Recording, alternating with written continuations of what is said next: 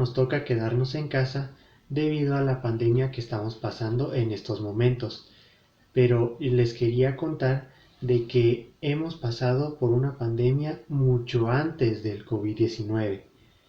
El día de hoy les voy a contar una historia muy interesante que se trata sobre la pandemia que hubo en el siglo XIV. Estoy hablando de la peste negra.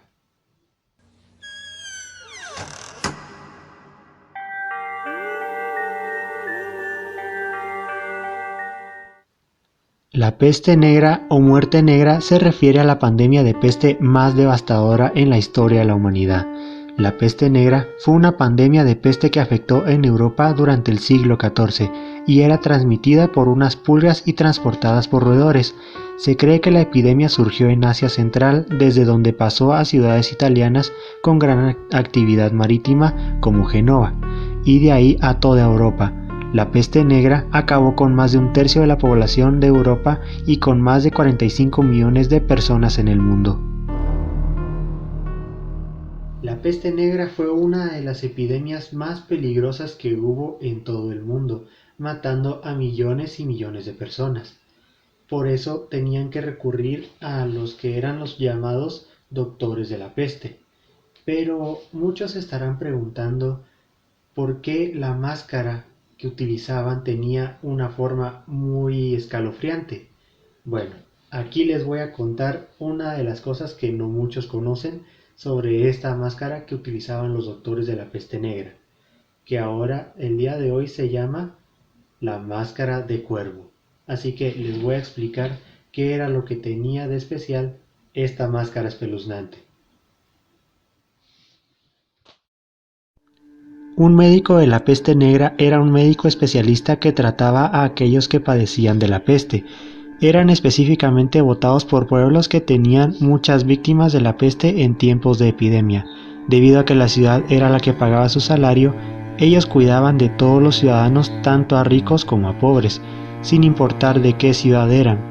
Médicos de la peste utilizaban un atuendo especial conocido como al Doctore dia Pesti, el doctor de la peste, aunque fuentes gráficas muestran que a los médicos de la peste utilizaban una variedad de vestimentas. Esta vestimenta en particular fue inventada por Charles Delorme en 1630. Fueron utilizados por primera vez en París, pero luego se utilizaron que se extendió por el resto de Europa. El traje de protección consistía en una túnica de tela gruesa encerada, una máscara con agujeros con lentes de vidrio y una nariz crónica con forma de pico, que era rellenada con sustancias aromáticas y paja. Algunas de las sustancias aromáticas incluían ámbar gris, hojas de menta, esteroquiane, mirra, laudano, pétalos de rosa, alcanfor y clavo de olor, entre otras cosas. Esto se pensaba que servía de protección para el médico del mal aire masmático. La paja servía como un filtro para el mal aire y se utilizaba un bastón de madera para ayudar con el examen de los pacientes sin tener que tocarlos, además de ser utilizado como herramienta para el arrepentimiento de pecados. Muchos creían que la peste era un castigo de Dios y pedían ser golpeados como parte de su arrepentimiento. Habían médicos que también eran destacados. Un famoso doctor de la peste negra que trataba consejos médicos sobre medidas preventivas contra la plaga fue Nostradamus en 1819. Los consejos de Nostradamus eran eliminar cuerpos infectados, tomar aire fresco, tomar agua limpia y beber un jugo preparado con rosa mosqueta. En 1479, la ciudad italiana de Pravia contrató al doctor Giovanni de Ventura como el médico comunitario de la peste en aquel entonces.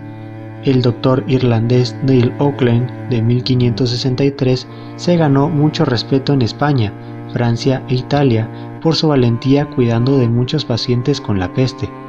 El famoso anatomista Ambrose Bierce y Paracleso también fueron famosos médicos de la peste en Europa medieval. Muchos de ellos fallecieron al hacer su trabajo y otros desaparecieron sin dejar rastro, evidencia o documentos de su existencia. Pero si algún día quieres ver alguno de estos artículos, está una de las máscaras auténticas de la peste negra protegido en cristal en el Museo de Historia de la Medicina en Islonglatt, en Alemania.